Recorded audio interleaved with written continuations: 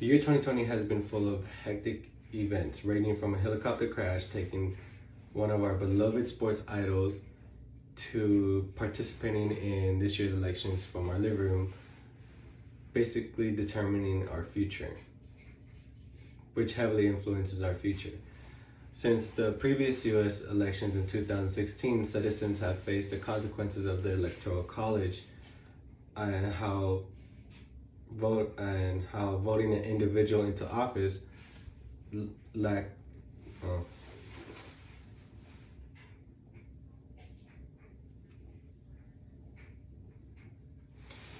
The year 2020 has been full of hectic events, ranging from helicopter crashes that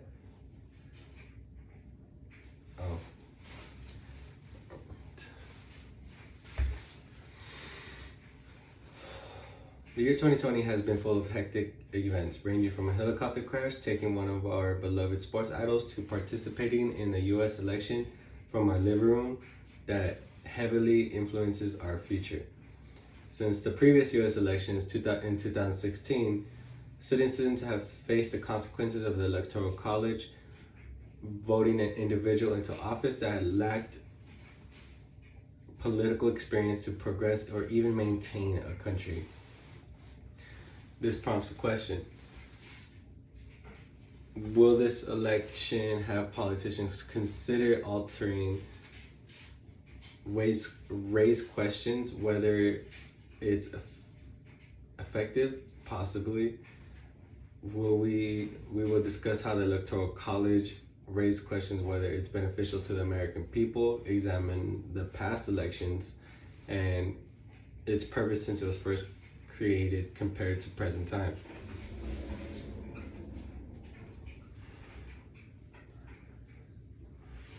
So why does the Electoral College exist? As stated in the New York Times, one of the main reasons why the Electoral College was created was slavery.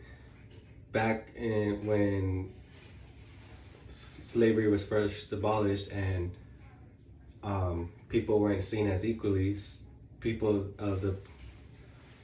of color were often seen as 3/4 of a whole white man, pretty much stating that they weren't counted as a whole individual.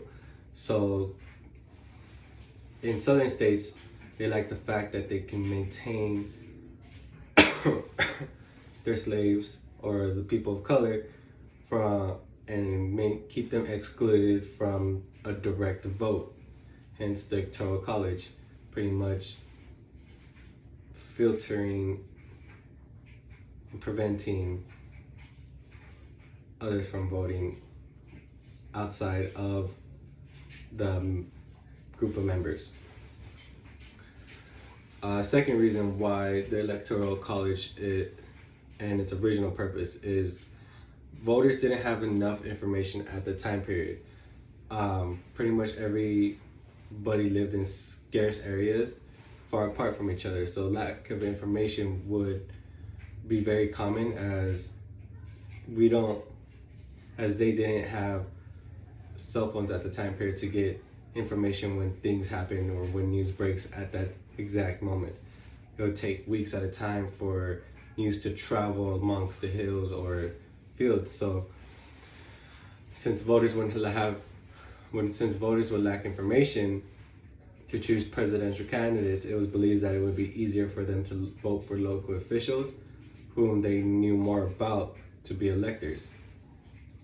Pretty much stating that they would more often choose a local representative from their county over someone who's practically qualified of running the whole state and someone who is possibly involved in the Electoral College in the first place. So after reviewing the outdated purposes of the Electoral College existence, let's examine how the elections have panned out in the last 20 years. Excuse me. Stating in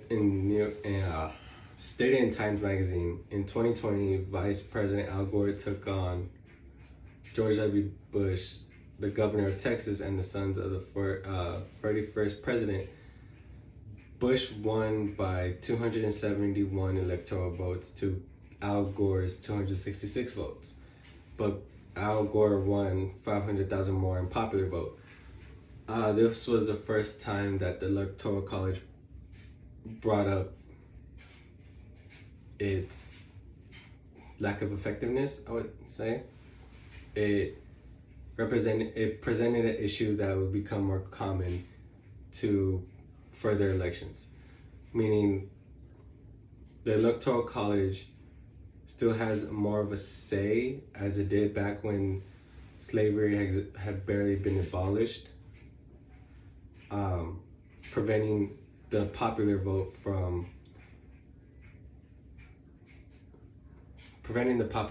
having the direct say of who's going to be our next president. Pretty much canceling out not just people of color, but everyone, the majority of the country, who chooses one president when the Electoral College chooses the other. Basically making politicians only be concerned about this group of members rather than what the people have to be, or who the people would rather prefer in office. Stated in the New York Times, researcher named Koza, a computer scientist who taught at Stanford University, argues that electoral college should be abolished not because it systematically benefits one party over the other, but because it increases the odds that the election results will be challenged even when Americans' overall preference is clear, precisely what's happening now. Particularly, I'm pretty sure in the last three elections, but more recently we've been all aware of the flaws of the Electoral College, where we ended up with the president that lacked political experience and quite is rather known for being a loudmouth celebrity and being painted as the color orange, with over candidates who, like Bernie Sanders, for example, possibly could have changed this nation for the better, but without getting too much in politics, despite actually talking about politics, the Electoral College should basically be abolished because it's a system that was created almost over 200 years ago for reasons that aren't quite beneficial to anyone living in this time period. If we were to remove the Electoral College, it would present the popular vote. It would allow the popular vote to work as the popular vote, meaning if the Electoral College was abolished back in 2016, we wouldn't have a celebrity in our Oval Office. We would have a well-represented politician or anyone that could run a DMV, for example, in office and moving this country forward rather than backwards. If the Electoral College were to also be abolished, it would pretty much be beneficial for everybody, despite of whatever political party you are preferenced. So, after reviewing the main points, discussing how the Electoral College raised questions whether it's beneficial to the American people and how it affected past elections and its purpose since it's first created compared to present time,